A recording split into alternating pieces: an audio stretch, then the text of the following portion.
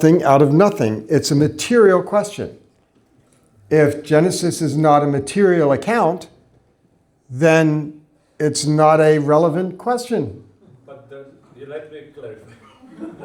Creating order out of chaos, it means that chaos is co-eternal with God.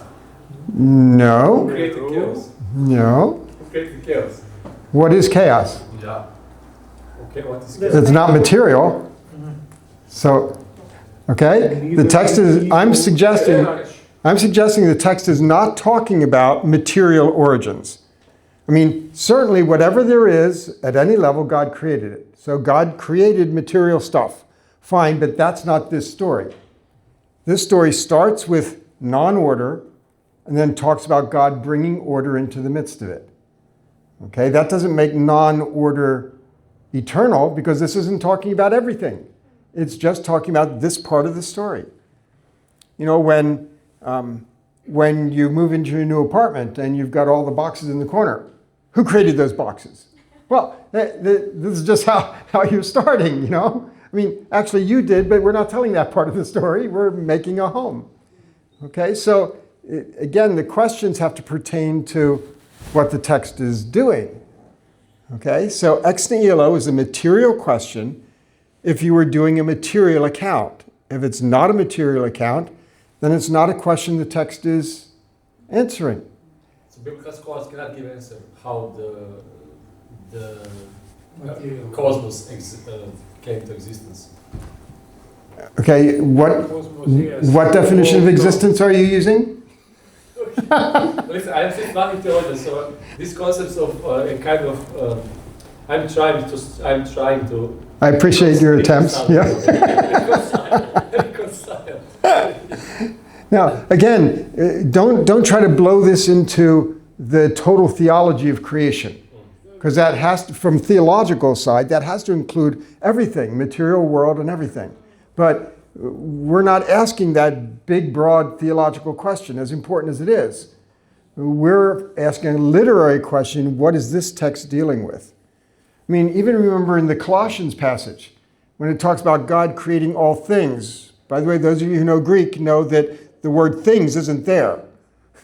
God created all, not things, which makes us think of objects. And then when he names what God creates, it's principalities and powers, right? Not objects.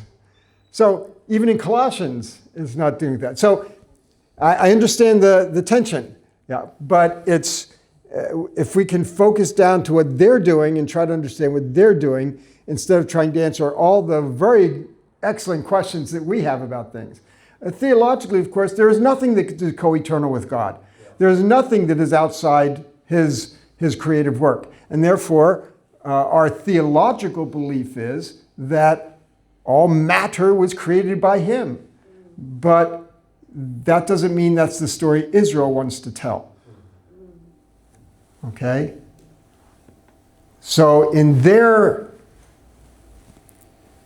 account, matter doesn't matter.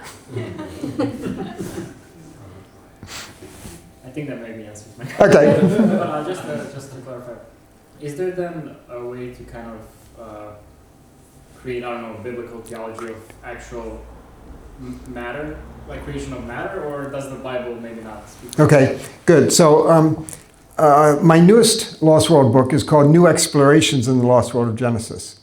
And in that, I've got a lot of things, but I've got over 60 FAQs that people normally ask. And these are some of the questions that people normally ask. So I have a question about ex nihilo, and I address it the way I have here. I've got a question about, okay, if the text were going to talk about matter, how would it do it? And does it do it anywhere? Okay, that's kind of getting at what you're asking. There are a couple lines in Old Testament that I think do address the material world. When it says that God laid the foundations of the earth, that's a material observation. There's no story there. It doesn't tell you all about it. It just says that he did it. When it says that God stretched out the heavens, that looks like a material statement. But again, there's no story to tell you how he did it or when he did it or how that fits in, because they didn't really care. I was really excited to discover one time, part of my research, I'm no expert in the Greek classics at all, so philosophy, but I was reading about Plato and Socrates and some of that world, and I was interested to run into a line where Plato expresses the idea that in his world, and he wasn't saying he thought this way necessarily, he's so tricky, but in his world, it was considered impolite, maybe insulting, to try to explore the details of the physical world, because that was infringing on the gods. And so you just don't ask those questions. I thought that was really interesting. That's in Plato, not to mention the ancient Near East. So that opinion could exist out there. So just things to try to keep in mind as we sort this out. So I need to introduce you a little more thoroughly to what I call the order spectrum. The order spectrum has 3 parts to it. And we've mentioned all 3 parts, but let me put it all in order. So we've got non-order. Non-order, sometimes called chaos, is the absence of order. It's the default because everything is always moving toward non-order. By the way, that's not an expression of the second law of thermodynamics. The second law of thermodynamics rather expresses that reality that we all know. Things move toward toward non-order. Okay, so that's the default. It's undesirable. Okay, you don't like that pile of boxes in the corner. You want to unpack them. You want to get life in order. I've been traveling for over a week now, got another week left. Living out of a suitcase has its drawbacks. But that's okay, it's worth it. But, that's not ideally how we would choose to do things, right? So non-order is undesirable, and it's the default. And it's the absence of order. Then, of course, order is the resolution of non-order. It has to be done intentionally. It has to be done by someone who is able to do it. So there's an agency that's necessary. And so order comes about as an act of creation. Generally, in the ancient world, it was considered to be the purview of the gods to do so. The gods are the ones who bring order, or the humans that they delegate to do so. In most of the ancient Near East, that was the king. And that's why the king was the one in the image of God, because he was designed to be the order bringer. His identity was created to be an order bringer. And Psalm 72. And so the king has this role. And so he's the image. But in the Bible, all humanity, corporately, is the image of God. I think I talked about that yesterday. It's corporate, not individual, right? I mentioned that yesterday? No? No? Yes, I did. Okay. Yes. Okay. So order is the created state, the desirable state. Okay, and if your concept of order, like I mentioned with Jordan Peterson, if your concept of order makes it non-desirable, you're not thinking in the same way. You're in a different backpack. Okay, so that's desirable. The third category is disorder. Okay, I know this terminology can be a little confusing with non-order and disorder. Okay, but disorder is not the absence of order, it is the disruption of order. Okay? Non-order is the pile of boxes in the corner. Disorder is if somebody comes in and trashes your apartment. Okay? A raccoon gets in and tears apart all your boxes in the corner. Okay? So disorder is disruption of order that someone else is attempting to bring. If it's people disrupting God's order, that includes sin. But again, this is order spectrum, not moral spectrum. So sin can disrupt God's order, but also impurity can disrupt God's order. That's why Leviticus has purity laws. Because the temple is a place of order, and therefore you can't bring disorder into the temple. And that requires remedy before you can enter in. So disorder can include moral things, but can also include lots of other things. And remember, God can bring disorder.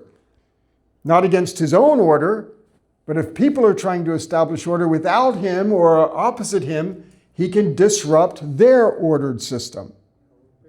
So God can do Ra. God can do disorder. Okay, so yes, Tower of Babel is a great example where they were trying to construct an ordered system in which the gods served their needs. And God says, no, that's not the ordered system we want here. You're done. Okay? So we're not dealing with moral categories. We're dealing with order categories. Okay? Even the word sin, chata in Hebrew, is in the order spectrum. It's got a big chunk of its range dealing with moral issues, but it deals with other issues too. You can miss your target, and that's not order. When it's ordered, you hit your target.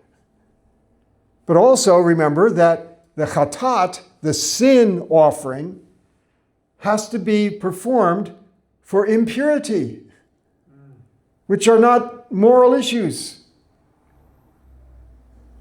A woman's monthly period had to be cleansed with a chatat, a sin offering. Our terminology throws us all out of whack here. Because that's not a moral issue, but it is an order issue. So lots of these words that we tend to think of in the moral spectrum are really in the order spectrum.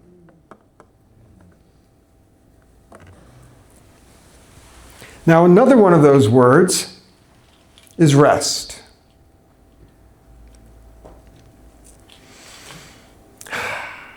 Boy, we sure misunderstand that one. I'm going to suggest that rest implies presence, but I have to work up to that. So let's talk about that a little bit and talk about day 7.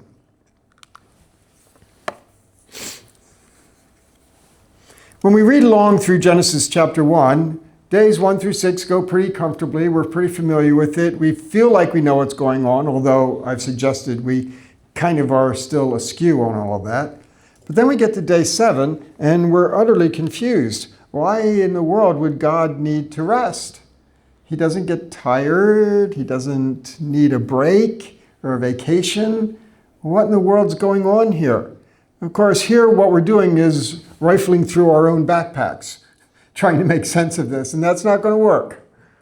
Okay? And we get thinking, well, maybe this is just some kind of Jewish holiday, you know. But then why would that need to be included in a creation account? What's going on here? And of course, we're missing a key element that is in their backpacks, very well known to them. Any Israelite, any Babylonian, any Egyptian, anybody in the ancient world, when told about God resting, immediately, without any hesitation, would think about the temple. Mm-hmm. Really? When you hear about God resting, you don't think about the temple? But they would. And that's because in the ancient world, gods rest in temples. It's one of those things that goes without being said. We talked yesterday about culture as the silent partner in every conversation. You don't repeat things that are well known to your audience. It bores them to tears. In the ancient world, gods rest in temples, and temples are constructed for deity to rest in. And that reminds us of one of the key characteristics of the temple that, again, is not familiar to us. The temple is not just a place where people come to worship. As a matter of fact, it's not a place where people come to worship. We're thinking church. You're in your own backpack again. Get out of your backpack, will you? Temple is not a church. I hate it when Sunday school curriculum does that. So, Jesus came to the temple church. No, it's not a temple church. Temple is a place of God's presence. Church is a place where God's people gather. Temple is a place of God's presence, and he's present there not just because he happens to need a place to live. He's present there because temple is the command center of the cosmos. It's the center of order. It's where the order bringer is because that's where he rules from. And we learn that God's rest is God's rule. When God rests, he does not rest on a bed. He rests on a throne.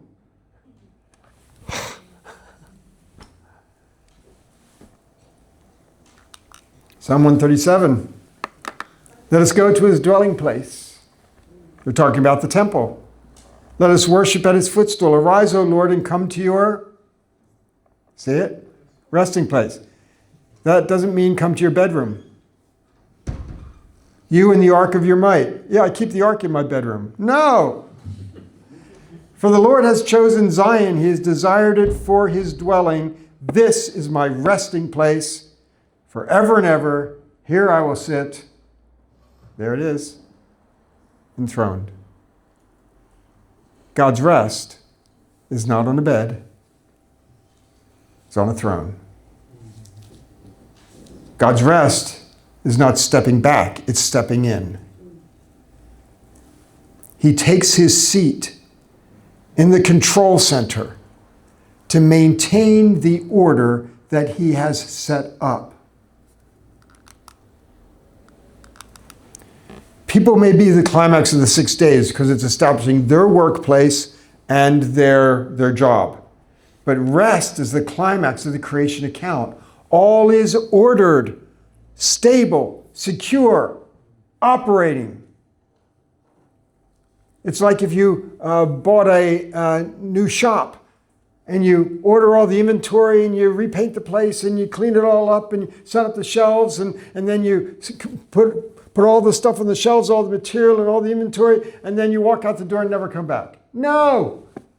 Then you open up for business. Day 7, God opens up for business. It's the climax of what he's been doing. He's been ordering this place, and now he's ready to work.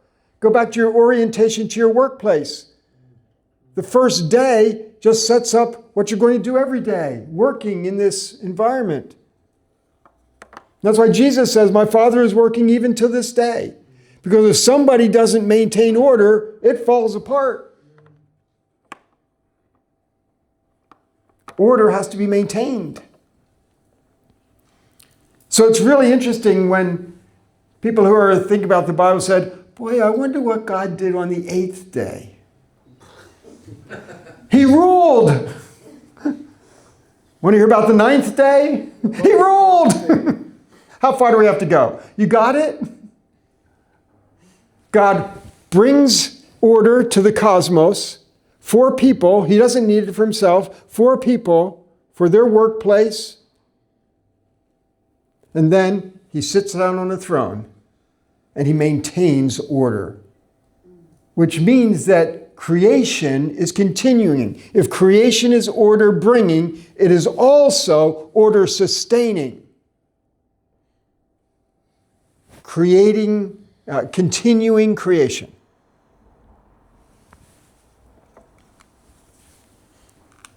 Rest is the main goal of creation. If creation is order bringing, then order is the main goal.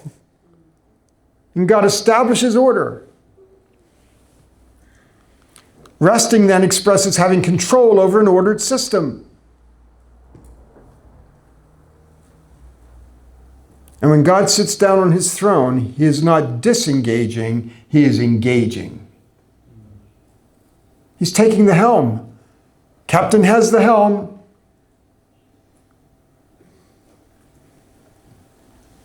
This rest is not only characteristic of God, but of course, as you know, it's what God brings to his people. When God promises Israel rest from her enemies all around, he's not promising naps or leisure time. He's promising safety, stability, security, order, not being invaded, not being pillaged, not having your crops burned or stolen. Order, rest. And when Jesus says, "Come to me, all you who labor and are heavy burdened, and I will give you naps." No. I will give you rest. And that's important because he's saying, I'm going to give you a kingdom perspective that will allow you to rise above your sometimes horrible circumstances and enjoy rest in kingdom thinking. Rest doesn't resolve all the problems. Rest is a state of mind in that case. And so God gives rest. The rest God gives resolves unrest. Just one quick question. What about in Exodus where the Sabbath is given and it's kind of grounded in the rest, that God rested on the seventh day? That's why the people of Israel shouldn't work on the Sabbath day. 2 more slides and we're there. Way to anticipate. Okay? So, we've got 6 days of God bringing order, creating the environment in which people will do their work. And then people, did you hear me that? Creating the environment, right? Okay. Making the home for them. Then mandating them to their job, image bearers, order bringers, subdue and rule. And then God sitting down on his throne. So just as image bearing implies relationship, God's rest implies God's presence. And that's why we talk about cosmos and temple as having similarity. God's rest is among his people, and that implies presence.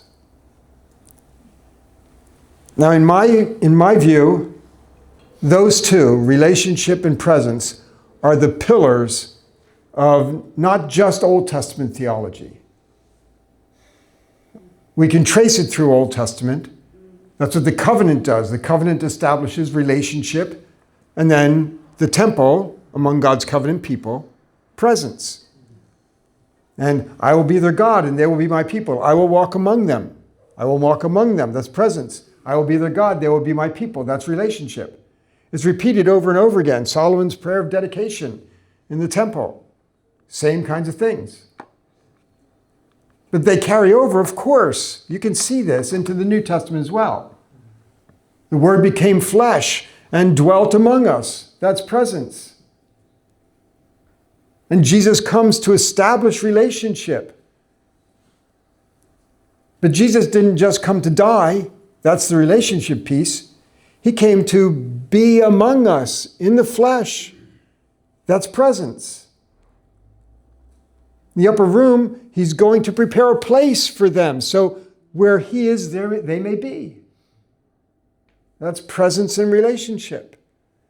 When he ascends, he says, not just go you into all the world, but I am with you always, even to the end of the age. And when the Holy Spirit descends in the upper room, the presence of God takes a new shape in terms of indwelling,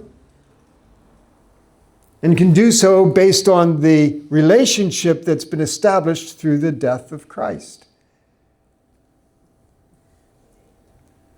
And the church is the temple. God's body, that's a close relationship. The body of Christ. And also the temple, where God dwells within his people. Don't miss this key theological issue. And I stress that, both because it's important, but also because sometimes we seem to think that the whole Bible is about salvation. And I think that that's too narrow. Salvation, of course, brings relationship. So it's one part of the puzzle, but it's not the whole thing itself. Relationship and presence are why God created us. Salvation provides for that. But God created us for relationship and presence. So the rest God gives resolves unrest. There's where we can see a useful. Now, that leads us back into a conversation about the 7 days. What are these 7 days? Again, you can see that many people think that it has to do with the material age of the earth. If you see Genesis 1 as a material account, then you might think that Genesis 1 gives you a clue as to the age of the material, age of the earth.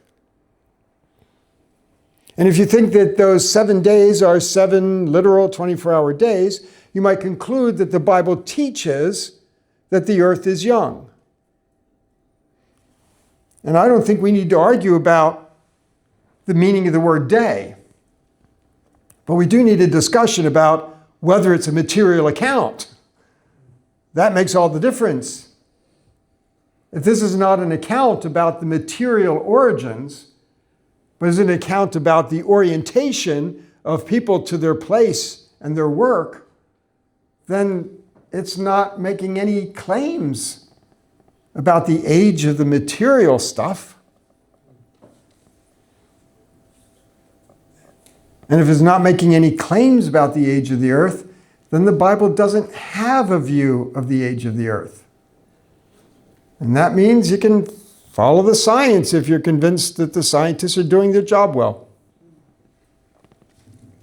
So the interest is often focused on the age of the earth, but I'm suggesting that may just be a misplaced interest. It may reflect our backpack more than theirs. Because if this is a home story, not a house story, then it has nothing to say about the age of the house. On the other hand, if temple imagery is used, we should think about temple building, not terraforming.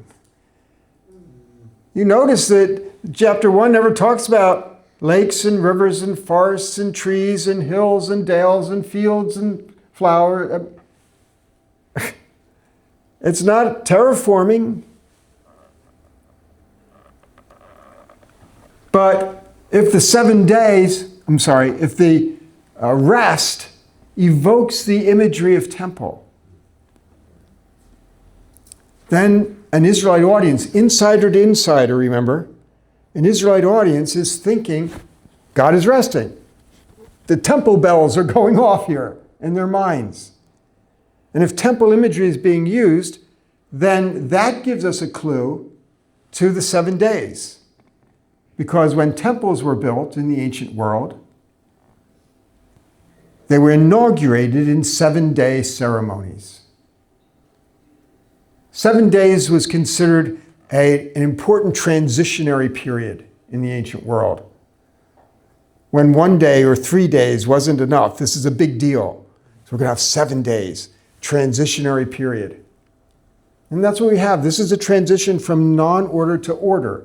And since the order is encompassed in the temple as the source of order, as the place where order originates because God is there, then the idea that there should be 7 days of inauguration would be very fitting in ancient context. If the days are concerned with bringing order rather than making things, the 7 days has nothing to do with the age of the earth. It's just our question instead of theirs.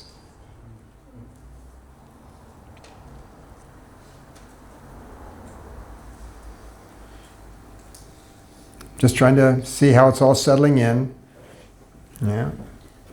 Can you comment briefly on the relationship between temple and rest and military conquest in something like Inumailich, as opposed to what's happening in Genesis or, say, the Song of the Sea in Exodus 15? Sure. Let me write a book about that.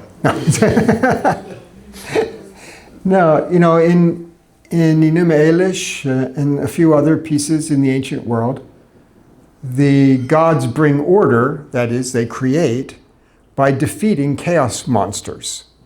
Tiamat and Enuma Elish and her 11 monster buddies. And so the creator god overcomes chaos, overcomes the monsters, defeats them, kills them, and order comes about. Now you can see that that's still the same objective as in Genesis 1. Overcome chaos in order to bring order. But there are no chaos creatures here. There are no monsters. There are no other gods to kill or fight. Okay, so there's none of that conflict that's necessary. God doesn't need to do such things. Okay, so he's not overcoming chaos in the same way that Enuma Elish is, but he is still overcoming chaos. That is, he's mastering it by bringing order into the midst of it. Okay, so it's not monsters and other gods. Is that what you were getting at, that kind of idea? How close is this connection between defeating and how tight is it? Defeating enemies and then resting in the temple? Because we don't find it in Genesis 1. No, and really the whole idea of God resting in his temple isn't accomplished by defeating enemies either. I mean, it's just a place that he gives instructions to prepare for him, and then he comes and he dwells in it. Tabernacle or temple, the same. So again, no fight. We're going to get to a fight in a minute, though, and that'll be fun. We'll see it takes a little different shape here in Genesis. Okay? Now, at this point, I've just told you that Sabbath, Shabbat, ceasing, brings temple imagery. But there are a couple jumps here, and I want to make sure we follow these. And this will get to your question too, David, eventually here. I haven't forgotten it.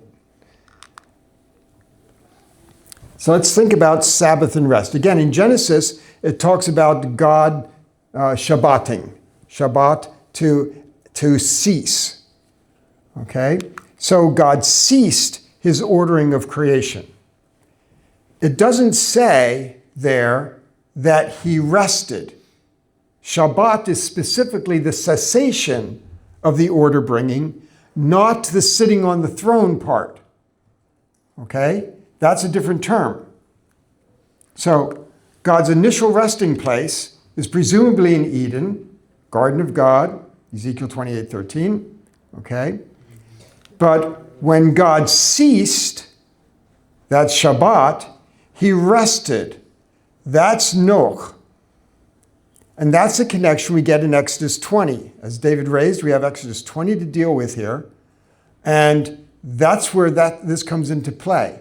So Genesis 2 doesn't talk about God's resting place, his menucha, the place where he rests. But Exodus 20 connects Genesis 2, the seventh day, with both Shabbat and Nuach, draws those two verbs together. So an Israelite, hearing Genesis 2, even though Nuach is not there, those ideas are all in the same bundle in the backpack. Now we have the temple as God's resting place, his menucha, that's the noun form of nuch, his menucha, and from there he rules. That's the Psalm 132 passage that I showed you already. And then God also provides rest, that's nuach, now in the hifil form, which is stability and security for his people. And there are some of those verses. And then, of course, kingdom rest is promised by Jesus. Yet Hebrews tells us that the rest is not yet full or complete. So this addresses a more nuanced understanding of this interrelationship between Shabbat and Nuach.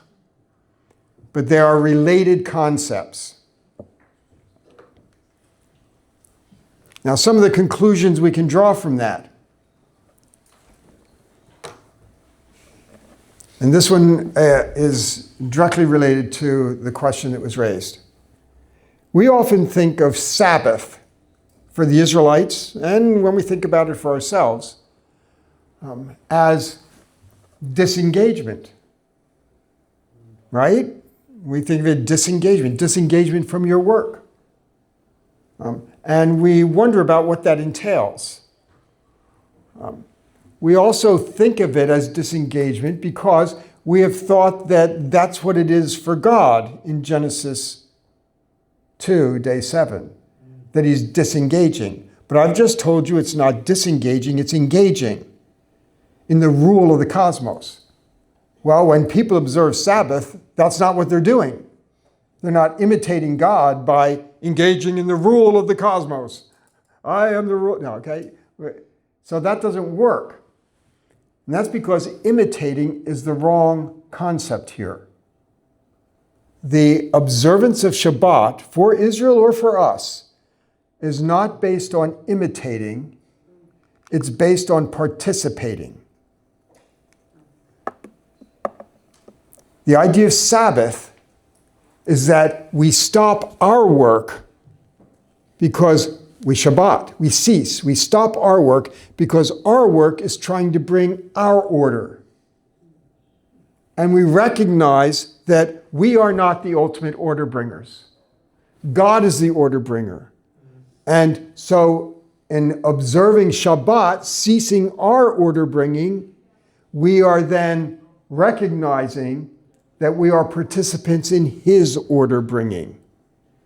We are participating in his rule. So it's not imitation, it's participation.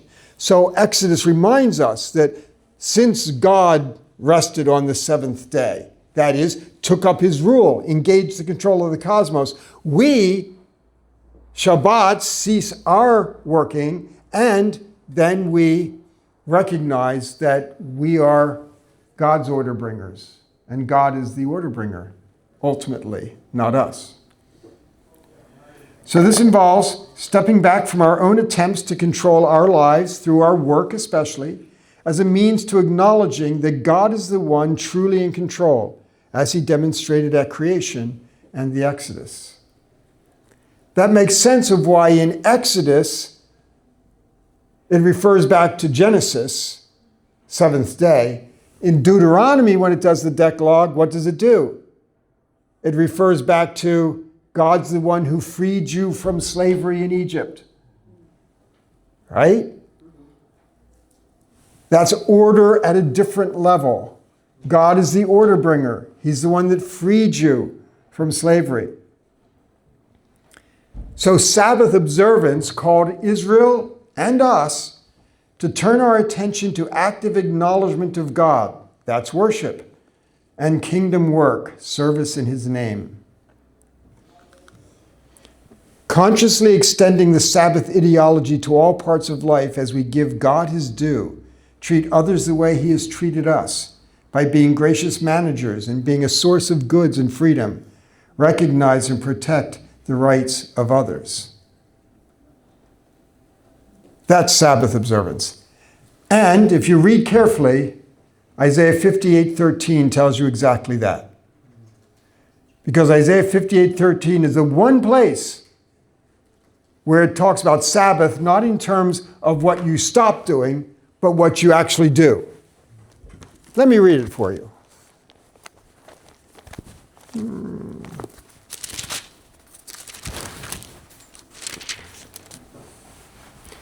Verse 13. By the way, in the first part of the chapter, he's been talking about what true fasting is. And now he turns his attention to the Sabbath. If you keep your feet from breaking the Sabbath, and then he describes that, from doing as you please on my holy day. If you call the Sabbath a delight and the Lord's day, holy day, honorable, if you honor it by, here it is, not going your own way, not doing as you please, not speaking idle words,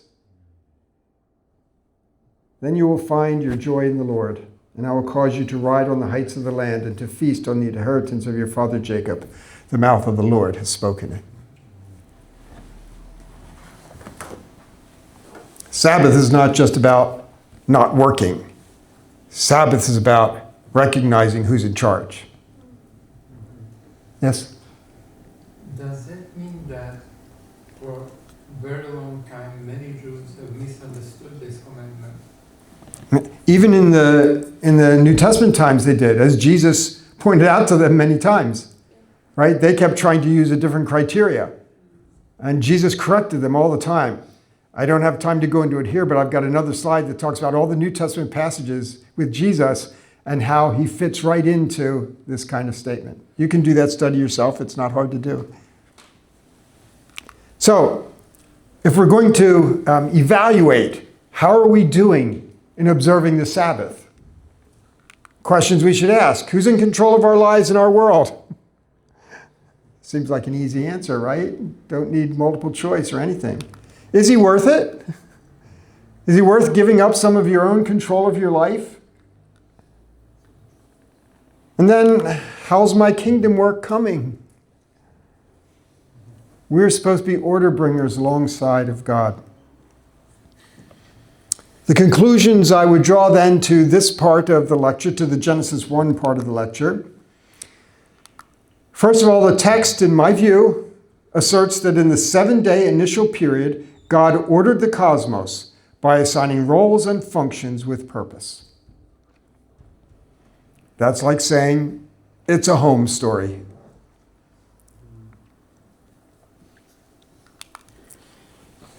Textual and cultural assessment suggests it's not a material account. Not intended to be.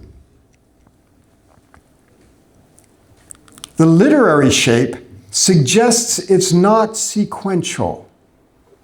That is, we say 7 days, 1, 2, 3, 4, 5, 6, 7, that's sequential.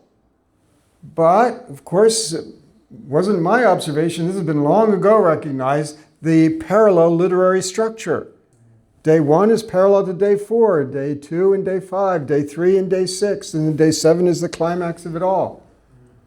The 7-day structure is an artificial one, a literary one, not a chronological sequence. We don't have to ask, how could there be light on day 1 when the sun isn't created until day 4? Not to worry.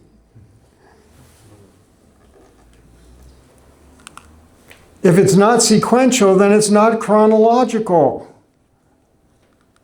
And if it's not material or sequential or chronological, it offers no information about the age of the earth, or I might say even about the material origins of the earth.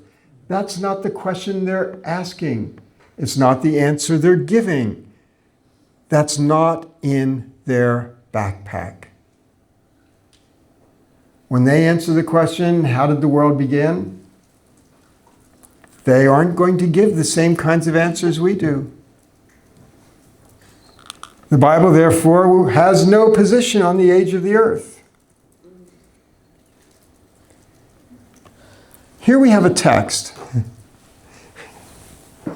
that talks about the grand concept that God has brought all things under his control and under his order. He's ordered it for us, and he set it up to work alongside us. And he comes to dwell among us as the order bringer, and we're his image bearers. And we say, yeah, but how old's the earth? Really?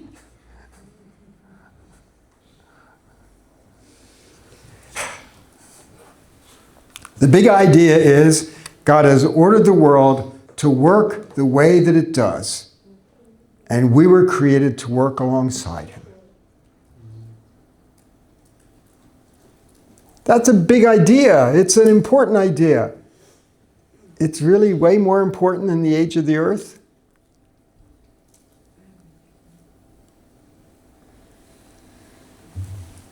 Do you see what we've done when we've tried to push our post-Enlightenment scientific ways into the Bible? We've created a big mess.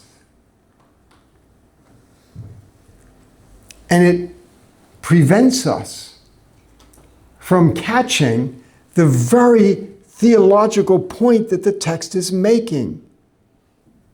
We get so sidetracked into our little controversies. And the Bible's message gets lost in the shuffle.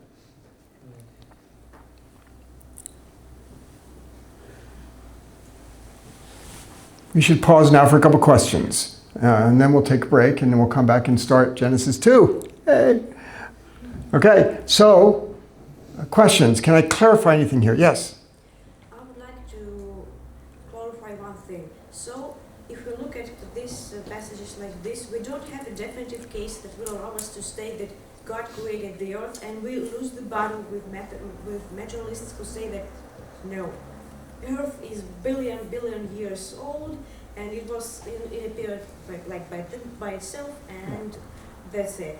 And we have no way to explain the contradictions that we see in science, and in all of those things that suggest that our planet is young. So we don't have any way to explain what happens in science, and finally we don't have a way to answer to one of the metaphysical questions: how our planet and how our reality came to be.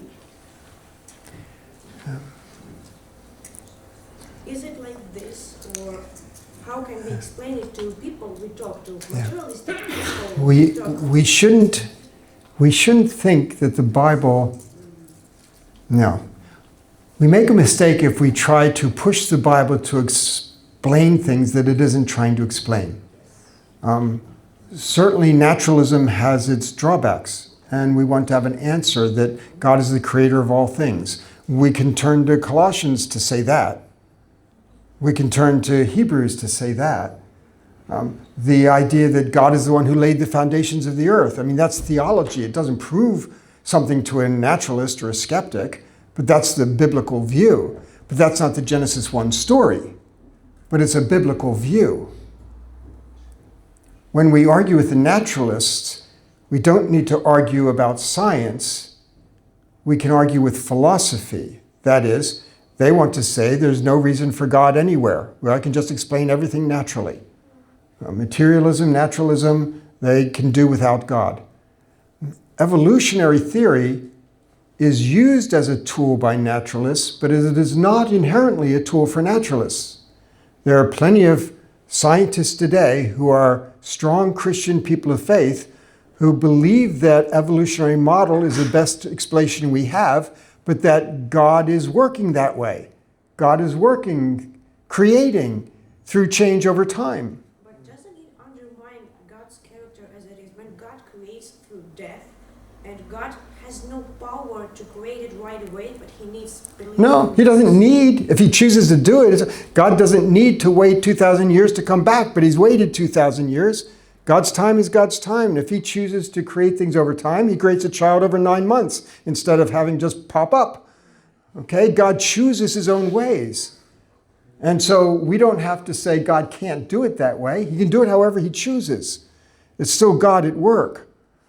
If God chooses to create through certain processes, that's his choice to do. I'm of the opinion, and you and others here might differ, and that's okay, but I'm of the opinion that the mainstream science, as science, is compatible with the biblical text, because the Bible is largely not talking about science. It's not talking about the mechanisms by which things happen. It's talking about agency. God's the one who did it. And that's our faith, and that's our conviction. That's the biblical statement. God's the one who did it, no matter how that happened. And so that's an argument against certain philosophies like naturalism and materialism, but it's not an argument against science. Again, we have to separate the philosophy from the... But that's another whole lecture series, and I understand what you're saying. We do need to try to grapple with those issues. I'm trying to say that the problem is not the same thing that we've seen it as. It's more philosophical than scientific. But then it's difficult for me to understand why God clings to some one day. Why he always reproaches Jews for not keeping the day. If he doesn't care about the days, about the amount of days. If God clings to I didn't get that. If God clings to the day. Yeah, that he strictly says Sabbath, no work, nothing, and he always and he frequently recognized Jews for doing something in one day. Why he should care? If he created everything in some Yeah, but there are sabbatical years too. Why he should care about the day? There are sabbatical years too. Sabbath can be applied in various places. Now, this is a long argument, and we probably shouldn't have it here. It's a long discussion. I understand your point, and it's one that's a very important point. But there are a lot of things floating around in the background of all of that. Yes? From reading your books, sometimes I'm not quite sure that in the first two verses of Genesis, is there a combat or no combat? Clash before creation. And I also read that in some other ancient myths, there is also no combat before creation. Second one would be about unique position in this creation account about special relationship of God with the humans, like built for relationship, not to meet his needs. Is that unique for this account? Okay, and so the question is, are we supposed to be vegetarians? So in terms of, I do not see any conflict in verses 1 and 2. Verse 1, again, is the literary introduction. Verse 2 is simply saying that we started off with non-order. And it doesn't offer any conflict in bringing about order. And you're right. Again, Enuma Elish is well known for there being conflict. But we also have more than half a dozen Sumerian creation accounts, and they don't have the conflict in them. So that's not everywhere in the ancient world. You find it both ways. So the second part was remind me of your second question. Unique relationship of human. Oh, yes. So yes, God creates humans to be in relationship. He doesn't talk about a relationship with plants or animals, if that's what you mean, but it's human beings that are in relationship with God. And that relationship is characterized by them working alongside him doing his work. Okay, so it's not saying God doesn't care about plants at all, or God doesn't care about animals at all. No, it's not about that. God created those things. But relationship here is a working relationship. And that's where people have fit in.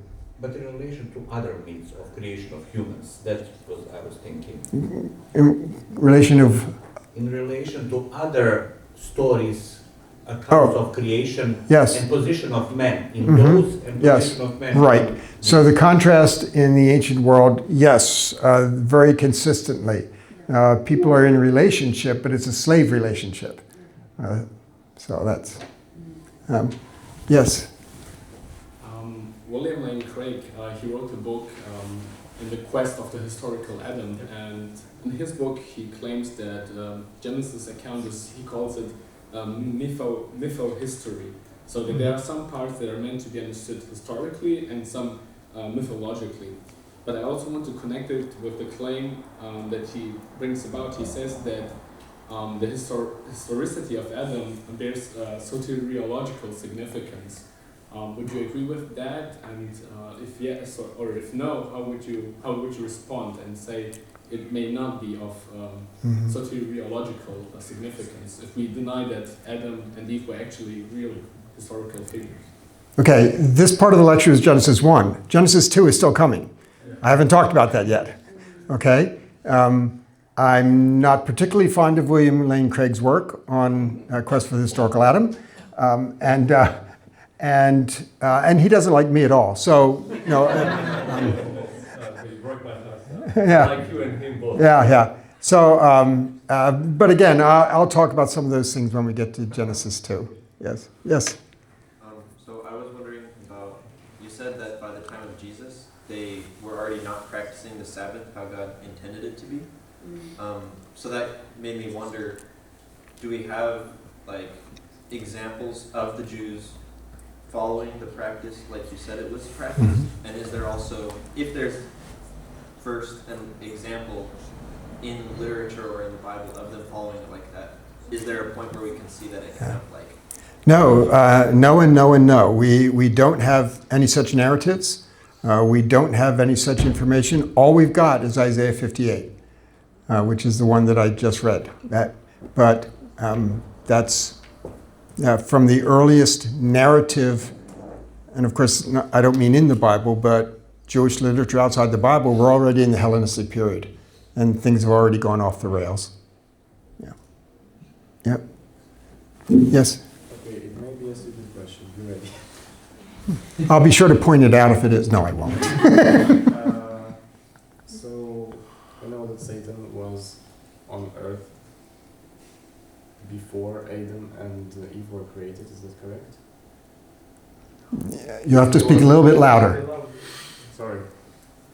So Satan was cast down on earth before Adam and Eve were created? That's an assumption you're making, apparently. Yeah, that's the question. Yes, we don't have any such information in the Bible. Okay. Yes? So would you say that basically Genesis 1 makes no reference to the actual creation of the material world? And if that is the case, then wouldn't that have all sorts of implications about, for example, God's role as creator? Then wouldn't that mean that God is just an order bringer, who just is someone that molded a piece of clay and or gave it shape, or not even that actually? It's just, okay, he brought order out of things that already existed. Wouldn't this kind of inevitably imply what Dalibor kind of said earlier, that matter was coexistent with God, and that God is in some way not all powerful because he could not just create those things out of thin air, for example? You're creating arguments from silence. The text is literary in nature, and it's going to tell you the things it wants to tell you. If it doesn't want to tell you that part of the story, it doesn't have to. That doesn't mean that part doesn't exist. If I were to tell you the story about my kids and what they do and how they enjoy one another, you'd say, oh, so you're not a husband, huh? You didn't talk about being a husband. I guess you're not a husband. And oh, you must not be a son either, because no, I just didn't tell you that part of the story. Okay? It's clear that Israel believes that God is the creator of the material world. God laid the foundations of the earth. God spread out the heavens. Okay? But they don't tell that story. Genesis 1 is not that story. But they believe God did that. So you can't just say, well, they told this part of the story and those parts don't matter, or that they're negated. Okay? Yeah? Should we then keep the Sabbath every day? Okay, so, well, should we go to church every day? Well, that would be cool, but we have jobs. God understands that we do have to bring order in our own lives. You got to make money to put bread on the table. Okay, but he wants us to regularly remember, that really he's the one, and we do that once a week in Sabbath. We only remember the Advent once a year. That doesn't mean that we don't celebrate it every day of the year. So that's how remembrance works, celebration. Yes? I want to go back to the point you made that being image bearer means to be order bringer. Mm-hmm. So I want to ask you, can that statement be read in reverse? To be order bringer means to be image bearer. The only reason we can be order bringers is because we're image bearers. I don't know if I could say that the other way. The only reason we can be image bearers is because we're order bringers. Well, I mean, they're interdefining, so they're related concepts. But the text works it the other way. Image bearer and then order bringer. Yeah, yes? So just a quick comment on this is going to be a very important question with the rise of AI, which is going to be sort of bringing some form of order, or at least attempting to. So we are going to have to answer this question at one point. Right. Are we bringing God's order or our own? That's the question. Yeah. Yeah. Is a human the only being that brings order in nature? Let's speak about AI now, but about I. It's the only ones that Israel identifies. Again, if just because they don't mention something else doesn't mean there isn't anything else, but that's the one that's how Israel's setting it up. Because going to my mind can birds and other animals, can bring order neatly. Bees, But they can't work at bringing order for God's plans and purposes in his kingdom.